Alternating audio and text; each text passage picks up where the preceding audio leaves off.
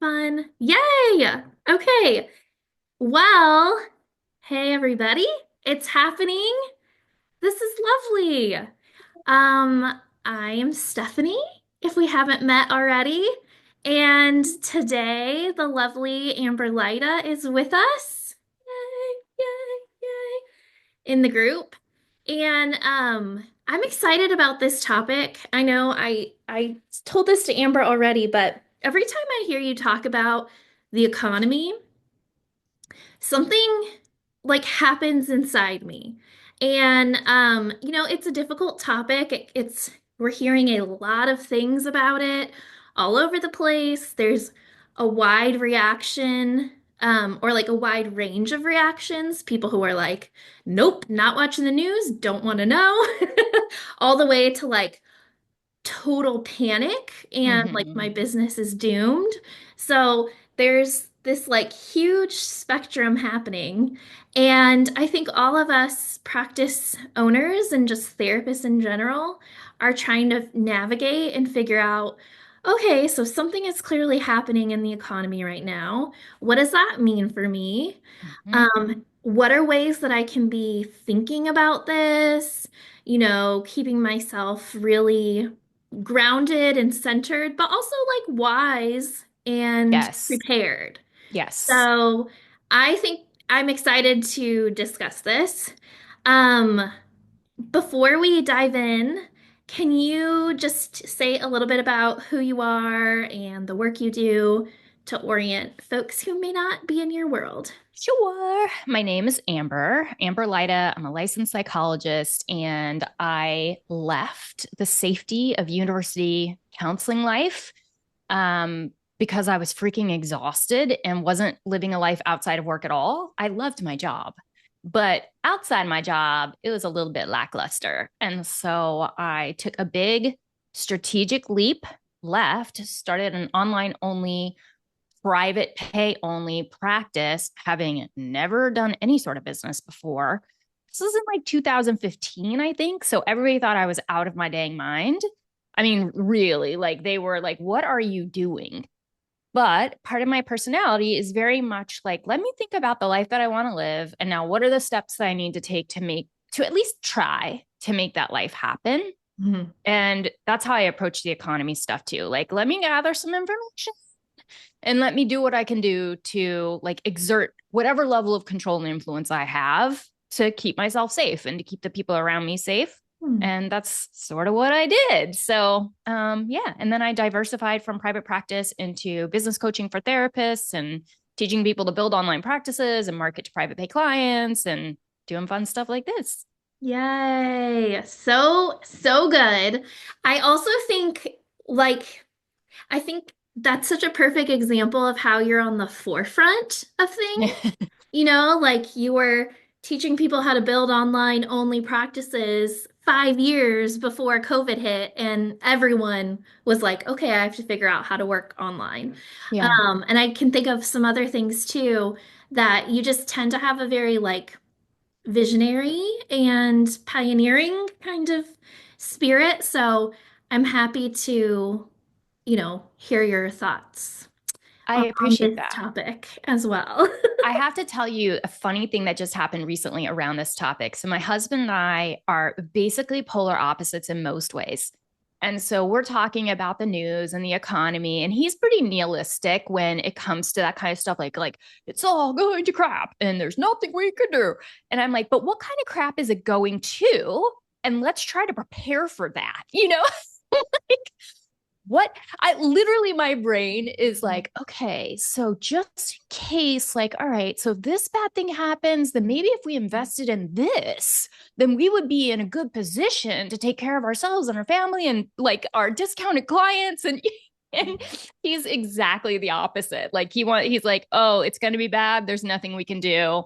Guess we'll just roll with the punches. And I'm like, no, no, no. You're like, no, no, I'm gonna plan and map it Let's make a little out. plan.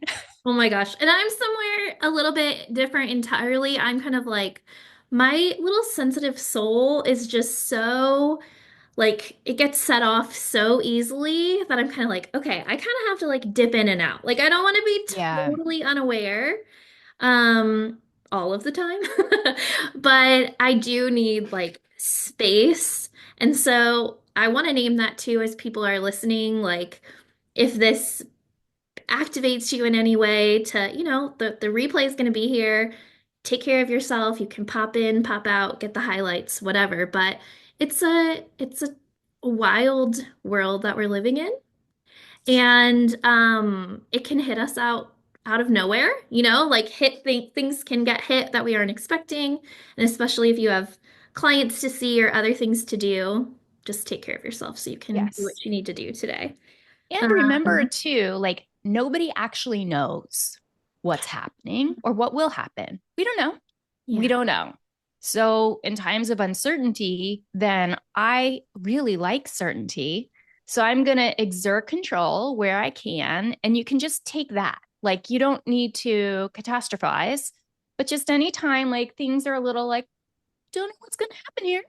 Then I start when the pandemic hit, you better believe I was applying for EAPs like the very next day. I'm like, I'm going to take care of myself. We are diversifying our income streams right now because I don't know what's coming.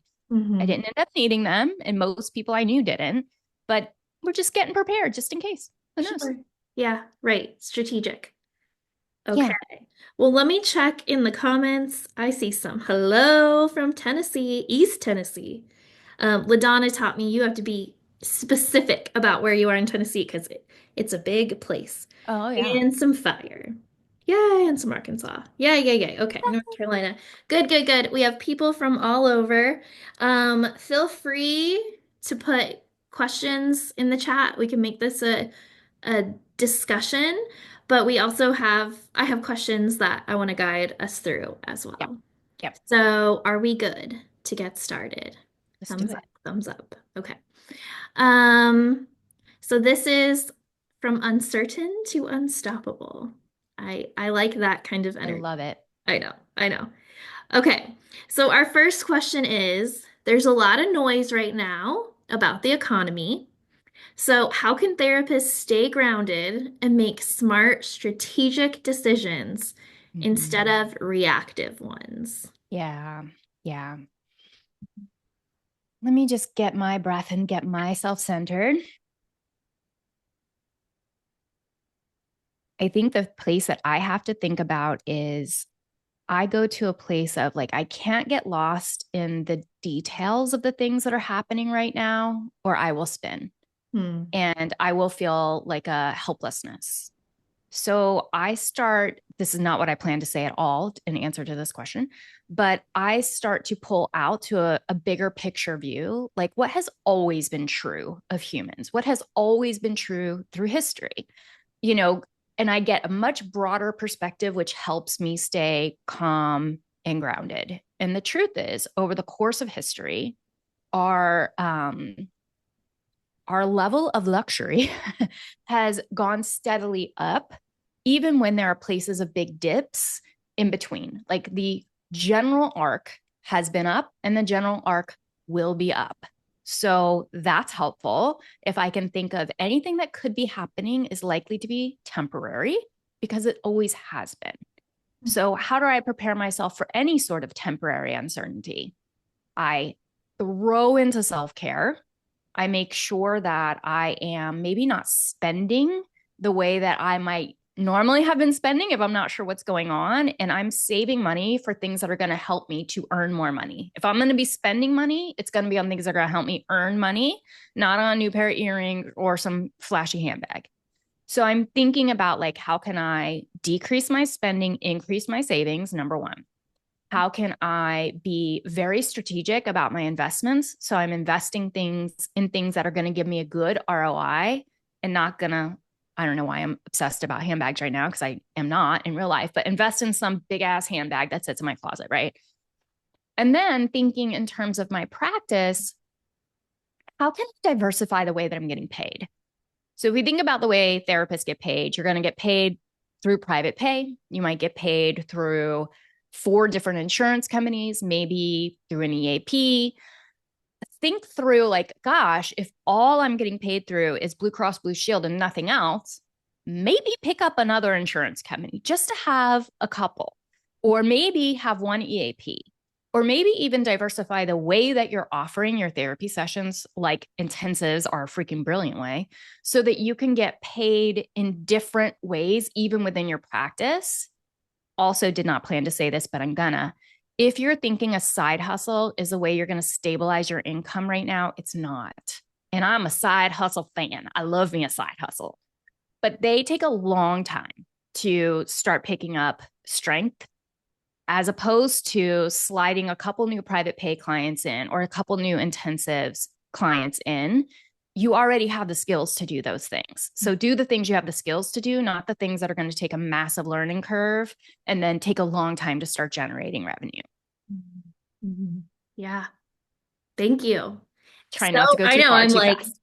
interesting, real talk, and not just the professional side, but the personal side too.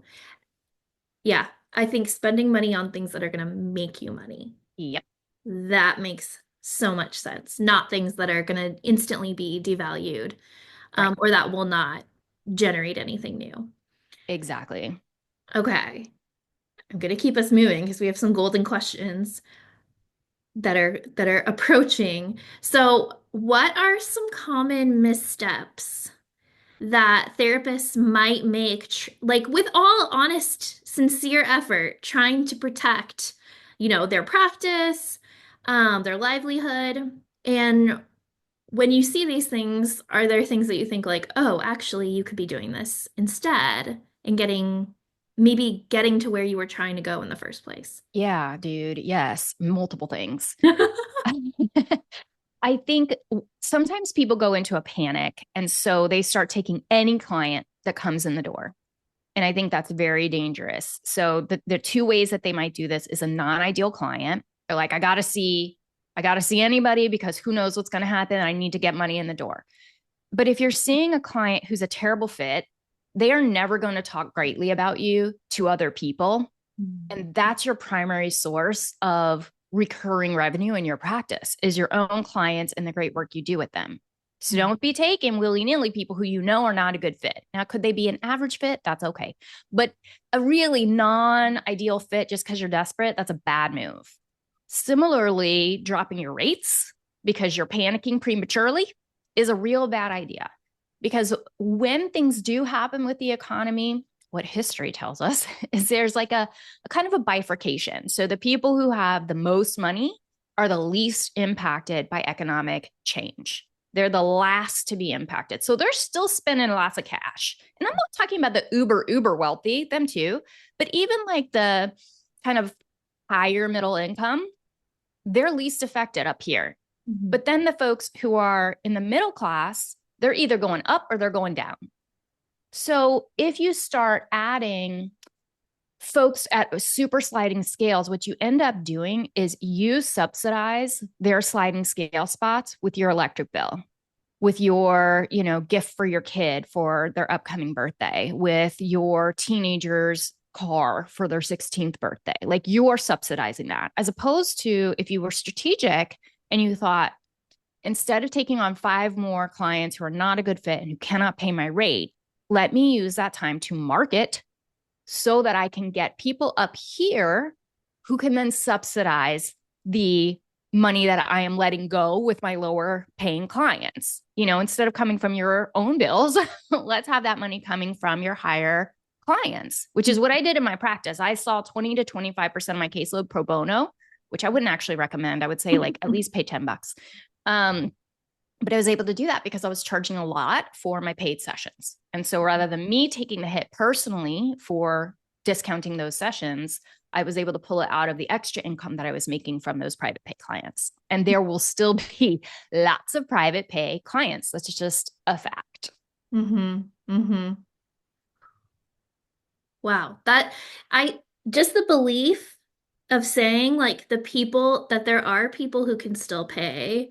There are people who are not affected or not affected at the same level. And to think, okay, I want to be strategic about how to market to that specific person and whatever their pain point or their vision for transformation Mm-hmm. is right now. So smart. Yes. And part of me is like, well, aren't those the people who are like potentially very interested or would find an intensive very appealing. Hell You know, yes. Hell not yes. not interesting. Okay, okay. But And wait, but wait. Before you move on, they're exactly the people who will find intensives interesting because they're like, oh, yeah, I can afford that.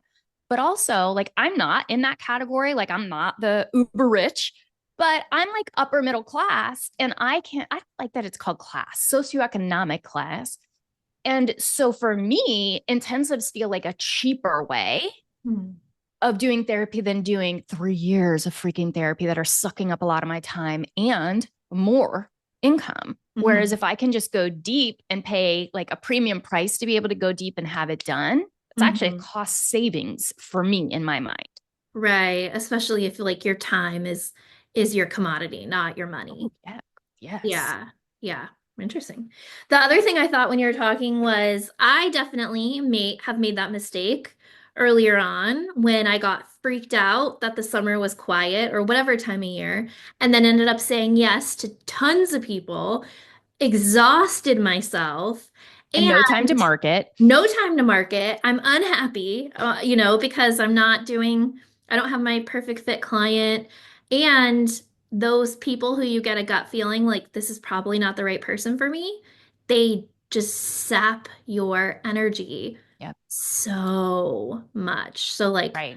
you may be getting the financial benefit, but the depletion of your like time, not time, Your energy. energy and well-being is massive. So I was like, Yeah. And yes, think let's about be like, careful. Like, don't swing to the other extreme and take every single person who reaches out to you. right. And if you had used that, if your people would use that summer slump or I didn't take that client because it was going to be a terrible fit and I just knew it.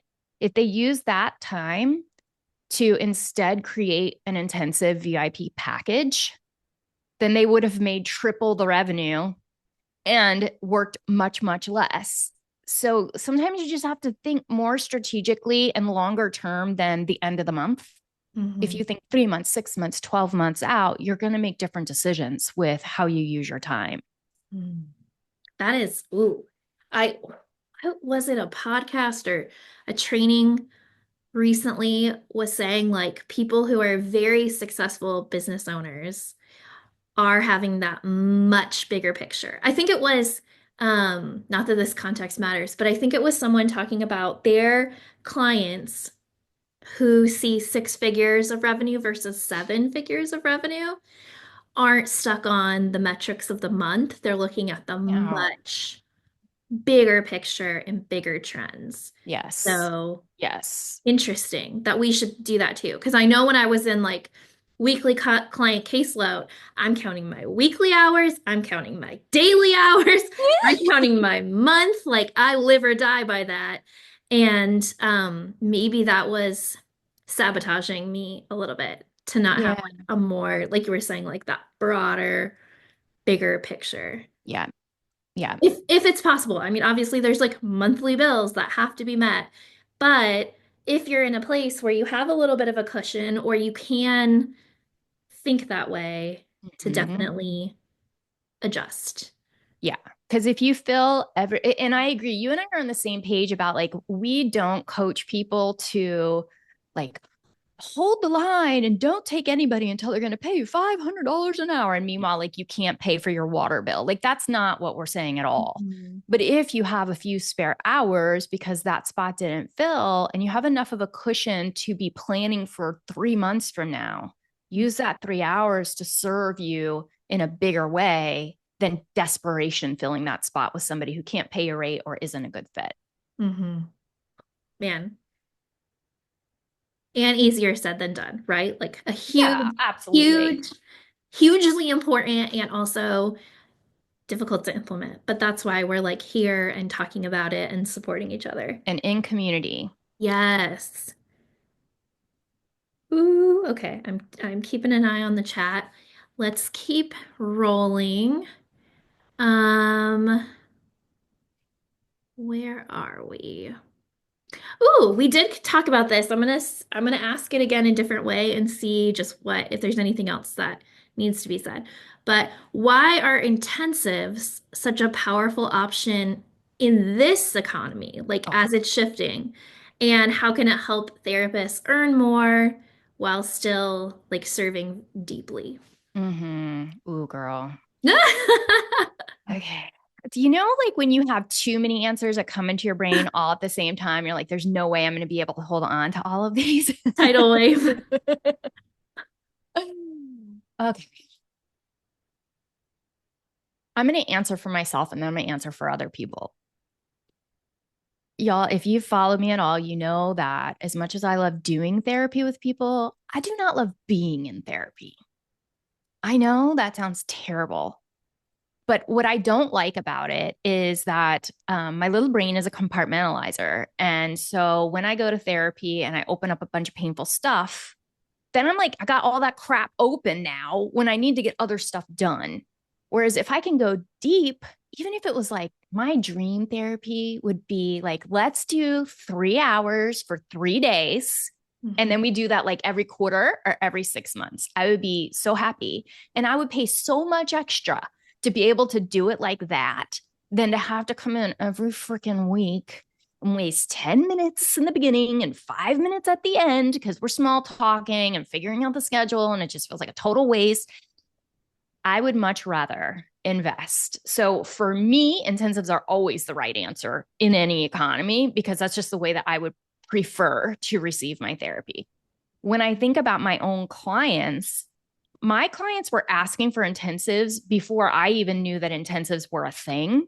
They would say, like, 50 minutes just doesn't feel like enough. Can we meet for 2 hours? Like, can we meet for 3 hours? And I'm like, are you sure you can afford to do that? I mean, really, I was trying to talk them out of it out of fear for somebody else's finances. They were fine, y'all. And they wanted to do it weekly or every other week. Yeah. So, side note, don't project your own financial situation onto somebody else. You do not know what their situation is. And my poor clients basically had to prove to me that they could afford to do it because I was like, I don't know, man. I don't want to take advantage of you. Are you sure? Is this really okay? Don't do that. Don't do that. But I also think that if you're thinking in terms of, and you guys might not be, but I am often thinking in terms of like, how do I subsidize generosity? Because that's part of my core value. So how do I subsidize that? And I am gonna willing to give some of my income, but I also don't want it to all come from my income. So if I can create a VIP offer that brings in a lot more money for less time, then Mhm. I can use that to subsidize the way that I'm generous to other people, whether it's through donations or sliding scale spots or pro bono.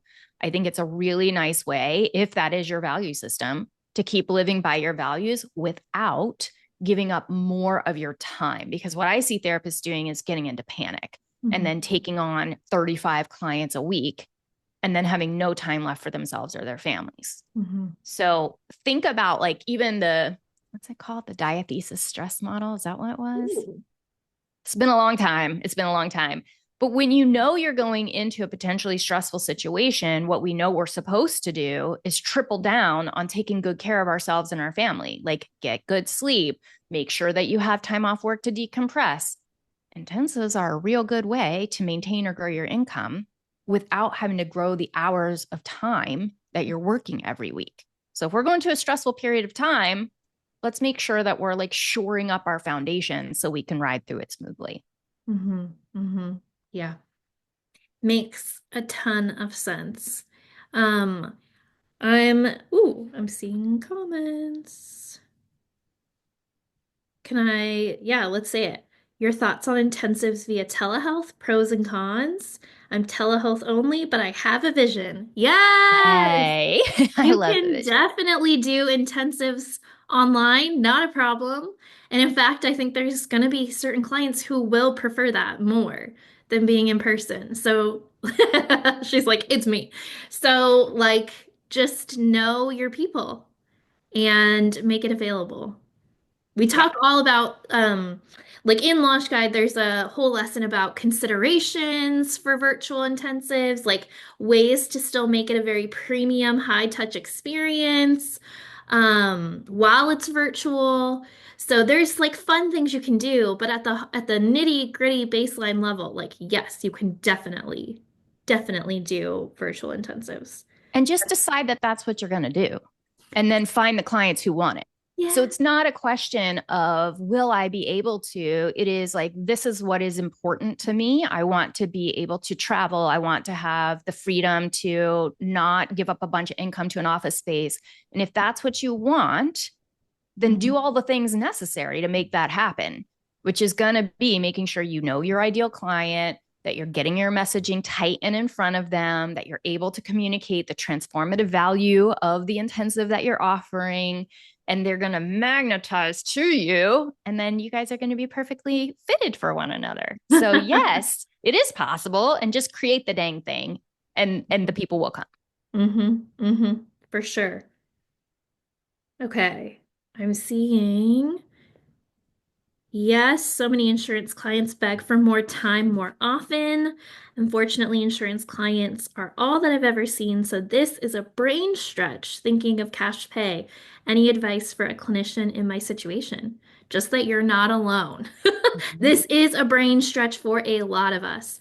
Literally, well, first of all, when I started private practice, I laughed when someone told me that their rate was 150. I thought like, oh, I don't know anyone who can charge that much and people pay and you have a whole fake caseload of that. And then if at that time you would have told me people would pay me $5,000 for for a therapy experience, I would never have believed you. So it is a brain stretch, for sure. Yeah. And I know like you're perfectly like teed up for this question. So, Amber, what do you want to share about this? Just that I felt the exact same. When I heard my friends who were in private practice were charging 200, 250, I really thought that they were selfish monsters, if I'm being frank. I was like, who would ever pay that much for therapy? And then my butt ended up paying that much for therapy because my therapist could do what I needed him to do. Um, I think sometimes we think that other people are very similar to us. So, whatever our financial situation is, we tend to have friends who are in the same financial situation. And so then we think everybody is in that financial situation. But that's not true. Hmm. And then I think we also make a second error, which is, and I see it all the time in the Facebook groups, which is like, oh, the people who can afford that are just rich. Like they don't have real problems.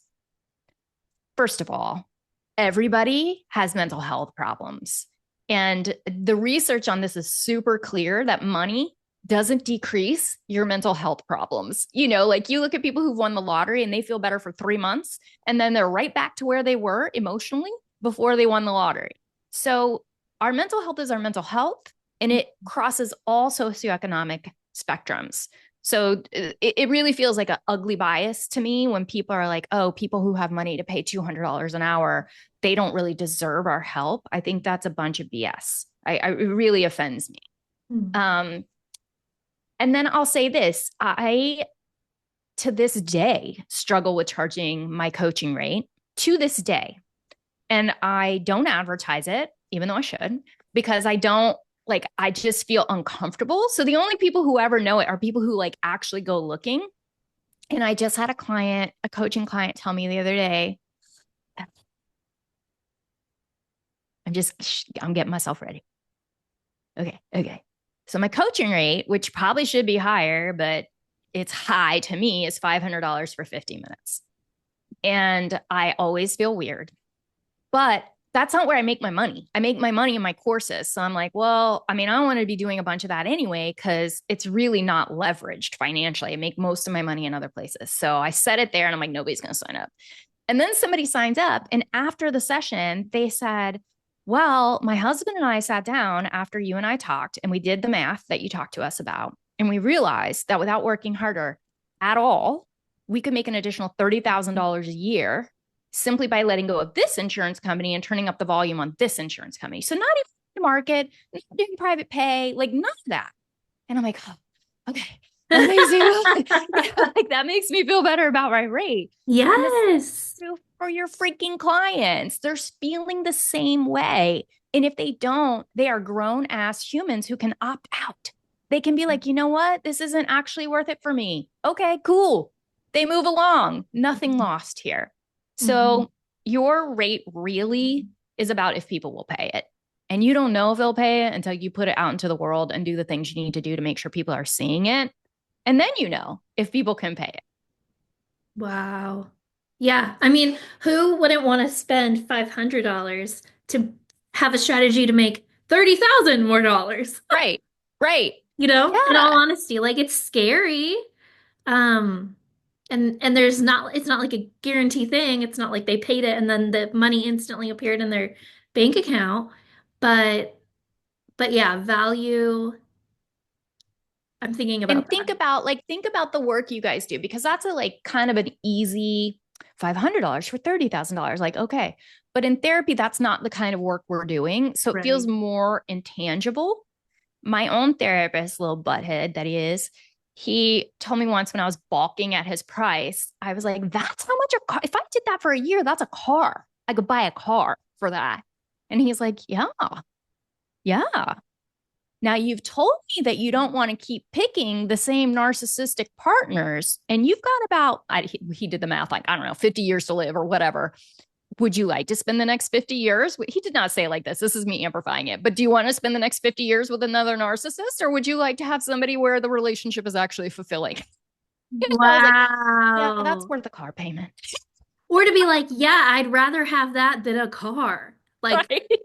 in all honesty. Right, right. And to be clear, y'all, he didn't say it like that, but that was the point. Like the Right. results you get for people are significant. Hmm. And they're not significant for everybody because we're not made to work with everybody. So you really do need to think about who is the person that you naturally are transformative with and Yeah. market to that person, offer intensives to that person. Because Yeah. for them, your work is going to be worth that money because of the transformation it creates in their life. Right. Like if it's so in your situation, it was like having a relationship with someone that it is not colored by narcissism. Maybe for someone, it's like I can go home and actually feel comfortable and not on edge, or feel Mhm. like I'm failing as a parent every Yes. single time I open my mouth. Or like, with trauma work, I can leave the house when it's dark outside and not feel like I'm literally in complete danger. Like those things are huge, huge. Mhm. I could have a grief reminder without having like not being able to get out of bed for the next 2 or 3 weeks. Like Right.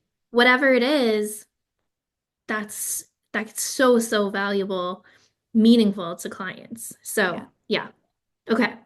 Um, I love this in the chat too. I needed to hear the message of committing to the idea and stop questioning. Yeah.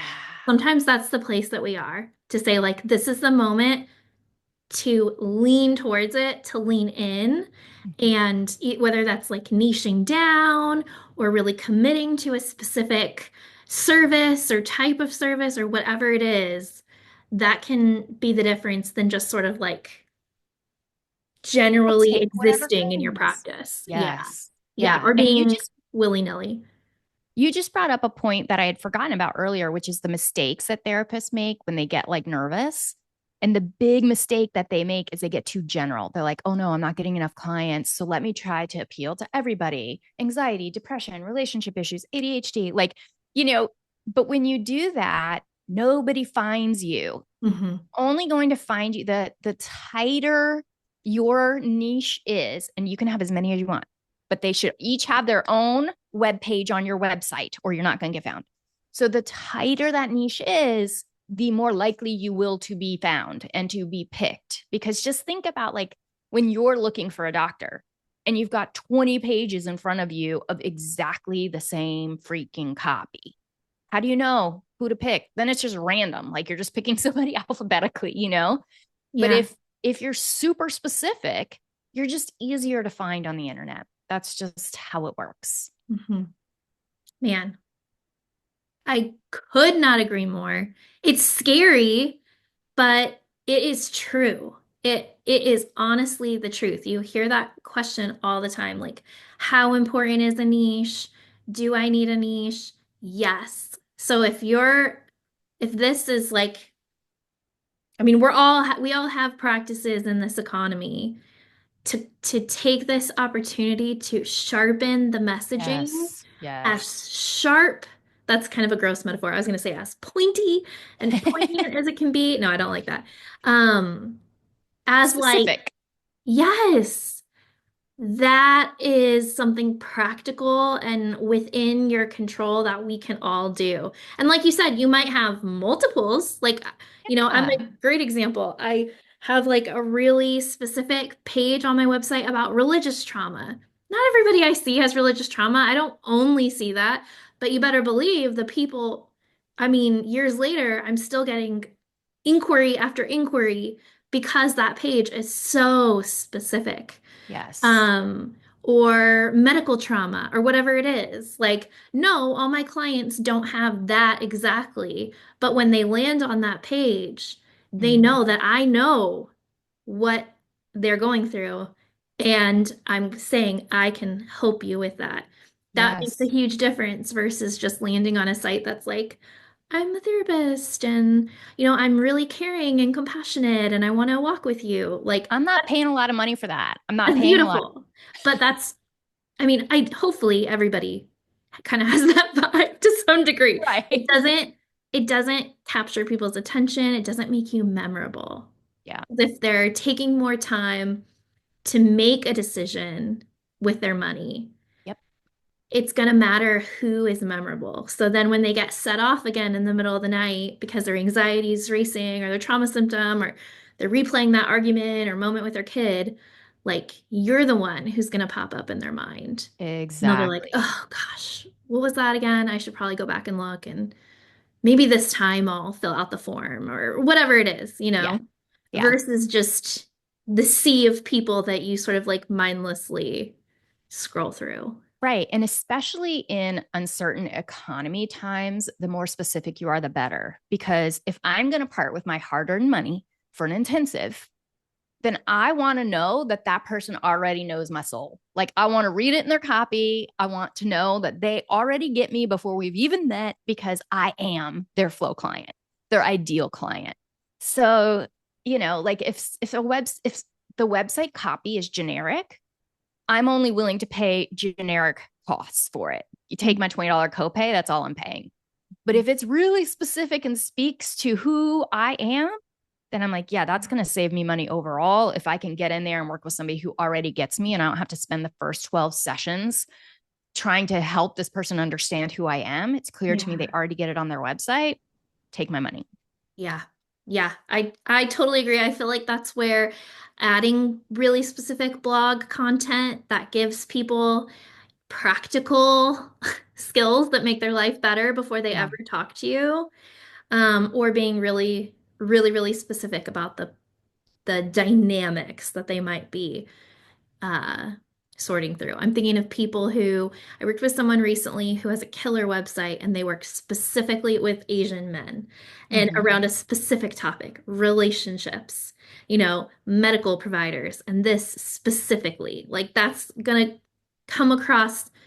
There's already this like shared language and inherent trust and authority more than just, some random name of the Absolutely. world or whatever. So anyway, okay.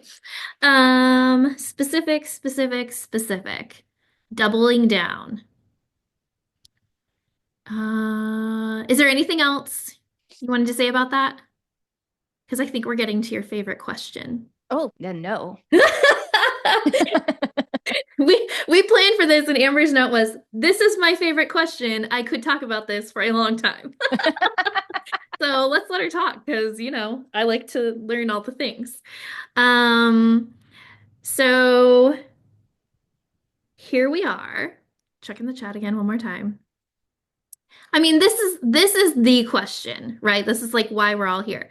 So if a therapist wants to feel confident and clear about their next steps, what's one thing they can do right now to start recession proofing their practice? Okay. My favorite. I think the number one thing that you can do is get super clear about what you want your life to look like. That's the number one thing. If I and I'm like a if you dream it, it will happen kind of person, right? But I am Like, I'm going to freaking go for it. And if it doesn't happen, okay, but I'm going for it. But the only way I can go for it is if I first decide what is it.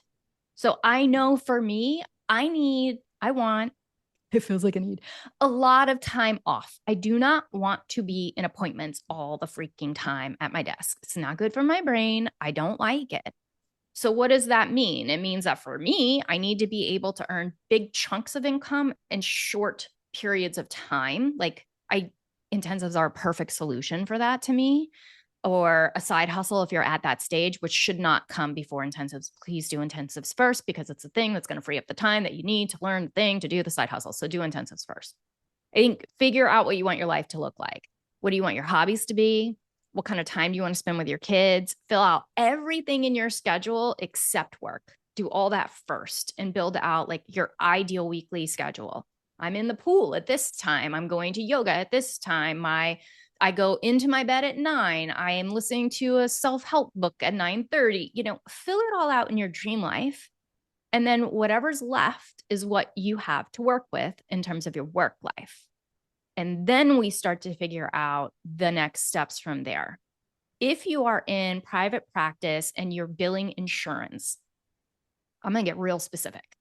You're billing insurance. The first thing that I would do if I'm looking to increase my revenue and decrease my work time is I'm going to look across all the insurance that I take and figure out who treats me best, who's the least pain in the butt and pays me the most. And then I'm going to figure out where am I getting most referrals from through this insurance? Is there a particular, for Florida, Blue Cross Blue Shield is the state's primary insurance company. So if I know Blue Cross Blue Shield pays best, then I'm going to start looking at how can I market to people in state jobs because they pay best and I want fewer of clients from these insurance companies that pay less. So I'm slowly increasing my average revenue. I want to create time so that I can do the other stuff, which is going to, for me, would definitely include doing intensives because then I can work less, earn more. Those would be the sequences of steps that I would go through. What does my ideal life need to look like? How many hours does that leave for work? How much do I need to make in those hours? Maybe I want to be in service 12 hours a week. Okay, so what do I need to be making per hour? Maybe it's $200 per hour for 12 hours. How am I going to figure that out? Maybe it's intensives. Maybe it's changing which insurance you take the most of. Maybe it's adding EAPs. Maybe it's marketing to private pay clients. Probably smart to do all the things, see what sticks, what feels best. That would be my number one first step. Can I ask a question? I think this is really interesting because, and I'm watching the time too. I think this is really interesting because my natural survival instinct in times like this is to be like, I'm not gonna think of my personal life first. I'm gonna just let my work cover everything. So forget yoga, forget whatever. Like, I'm in quote panic because I need to cover my ass or whatever else. And so I think I can look back on times where I did the total opposite of what you're talking about. And so my natural question is like, why do you recommend that people start there? Yeah, probably a defect in my brain, honestly. Like the best self care I've ever done was when I was really depressed. It was like the most committed I was to taking care of myself in my entire life.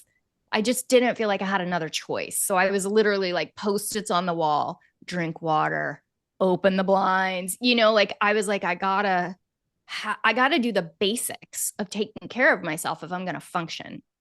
So I almost think of it Oh. like if you're training, let's say the economy and whatever's happening, who knows, maybe it'll be great. And then we'll just be prepared.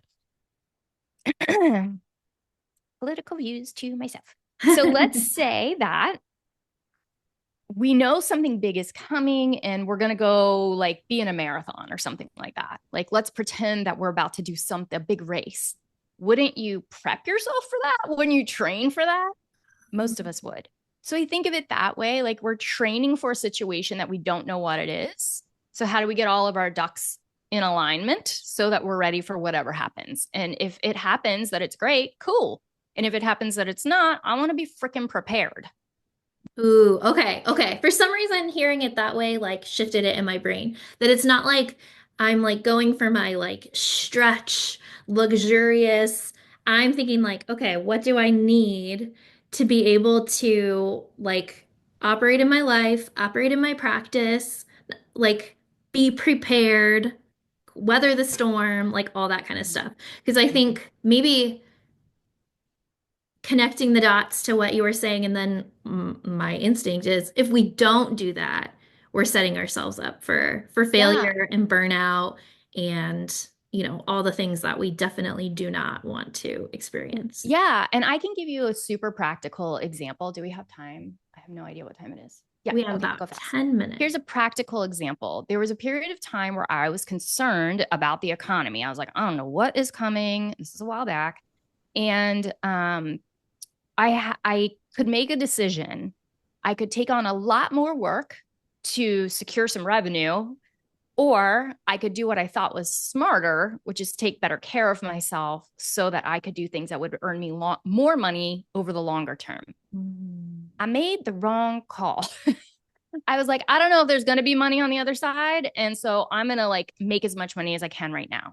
And what that ended up meaning was that for the next 9 months, I was unable to do any of the things that would have allowed me to secure my revenue for the next few years because I was just hustling to keep up with all of the commitments that I had made to secure that revenue right then. Yeah. And it's a balancing act. It depends on where we are financially. But looking back, I regret that decision because it really put my business back at least a year because I could have been using that time when I was hustling to be thinking more vision and long term and getting things in place that would have had exponential more income possibility and Mm-hmm. time and energy, all the things. Yeah. Okay. So it sounds like there's multiple parts. Like one is like set in place the self-care, the non-negotiables of what you need to keep yourself well, because that keeps your business well.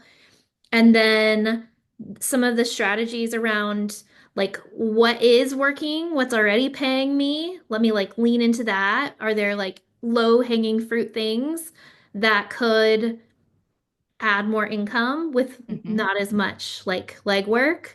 And Optimize. Yeah. then, yeah, yeah. And then number three is like future, like make projecting ahead to my future income. Like, what could I be Yeah. doing now that could be generating or like moving my business in the right place over time? Yeah. Yeah. And this isn't going to sound like I'm being honest, but I truly am because you guys know I love Steffeny, but I do not promote things that I'm not really obsessed with. I just think she's found the answer to this time. Like you guys, marketing something is hard, right? Like, you have to have a product, you have to have a process to market it, you have to have like all these pieces, but you don't with intensives because you already have the skills to do therapy. You already can give it to your current clients. You don't even have to market to new clients. There's a whole thing in our course about how to talk to your current clients about this. A lot of them are going to jump on it. So, all of the hurdles that make other ways to increase your revenue quickly hard, they don't exist with intensives. So, I just feel like it's like the thing. I feel like it's the thing to increase your revenue and free up your time. Mm-hmm. Yeah, it's exciting. Of course, like you said, we can be strategic about what that looks like and really hone in the message so it's really specific and really, really like an easy yes or very An appealing easy to yes. your ideal client. So Yes. yes, yes, yes. Okay. What else do you have for us? I'm taking a look.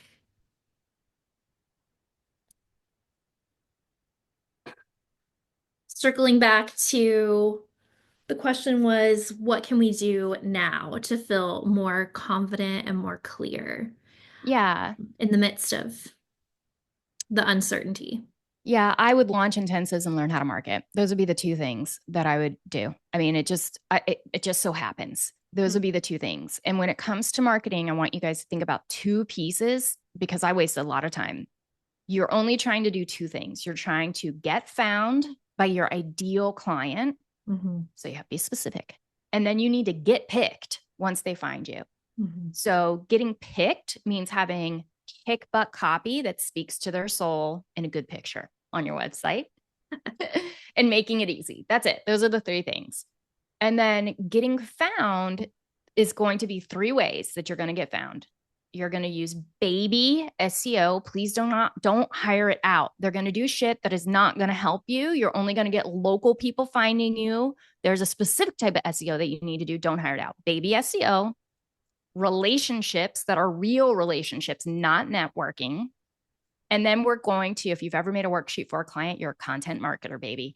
That's all content marketing is. And we're going to just have little pieces of helpful content that are going to amplify our baby SEO and our relationship marketing. That's it. That's all we do to market. Amazing. So good. I feel like I want to shout you out because if you didn't know, Amber has a training series coming up, right? Yeah, Where you walk people through some of these techniques that we've touched on. Um, every one of them. what do people need to know? It's called the Freedom Series. I change the name all the time, so I think that's the most recent name. I think it's the Freedom Marketing Method Series, something like that. But I will get you guys a link so that you can sign up if you want to come. And the juicy stuff starts Monday. So we're having like a little kickoff, like live your dream life on Friday, but the juicy stuff starts Monday. Yay, exciting. And I want to shout you out because you're a speaker at the Therapy Intensive Summit that's Yeah. coming up. Woo woo. It's also Oh, oh, what? oh my gosh, I forgot. The Yeah. VIP people for your summit, they get the entire Freedom Marketing series for free, already recorded. So if you've been thinking about VIPing it up for the summit and you're like, girl, I do not have time to be going through your free training right now, that's fine because it's all in the VIP. All the recordings and even the live recordings too, right? All the replays. That Yep. is incredibly generous. So you can have the best of both worlds. You can catch the intensive summit and you can also catch the marketing Marketing. freedom training series, Something, which something or other. is fantastic. I've attended it in the past and it's incredible. Thank you. So thank you for that like kind offer. Yay. And yeah, there's all kinds of fun stuff that you Yeah. contributed. Even a free, even if people don't upgrade to the Summit All Access Pass, you have a really Yeah. fantastic freebie in there too. So Yeah, there's a quiz to show you what kind of marketer you are. So you don't need to do all the marketing. You just pick the one that's the best fit for you and you do that the most and you do the other two just a little. so good. So good. Oh my gosh. Okay. Well, let me see if there's anything else. Oh, yay. I know. VIP'd it up. Woo Awesome. woo. Any other? Yes, please, if you are here for Stephanie's training, go to Stephanie's events live and we will send, if you're signed up for my training, we will send you the recordings right after. So no worries about conflicts. We'll get you the recording. Yay. That's incredible. Yeah. I love it. I love it. Well, thanks to everybody who joined us live. And for people who are catching the replay, please don't be shy. Put in any comments or questions because we'll keep an eye on it. And yeah, excited to connect with you more next week. There's so Yeah. much good stuff right now happening in the therapist community. So Yeah. thank Thank you you. for all you're doing. Same, Yeah. same. Awesome. Good, Lots of taking good love. care of our peoples. Yay. Oh, we love you too. Awesome. All right. Take Bye, care, guys. everybody.